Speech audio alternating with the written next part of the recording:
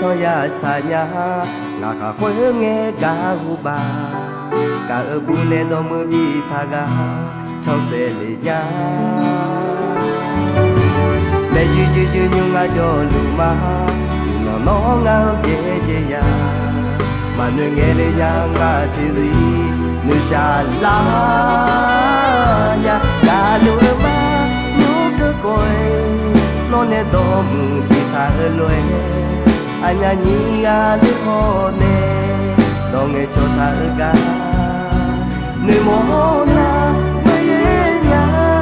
mà đi mà cả lo nhà na nơi mà nơi mình lá cho nó nhau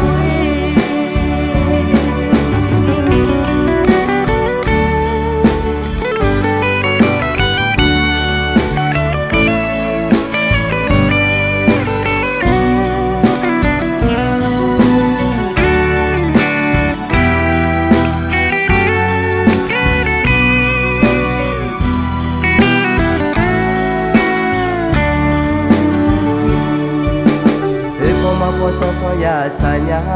ngà khá khối nghe cả hu ba cả ở bu nê đom mưa bi tha ga trong xe lê nhà lê ju nhung ngà cho lu ma thì nó ngang dễ ya mà nơi nghe lê nhà ngà thì gì nơi xa la nhà cả lu ma nhú cứ coi nó nê đom mưa bi tha lôi anh nhỉ à đừng có nè đong nghe cho ta ga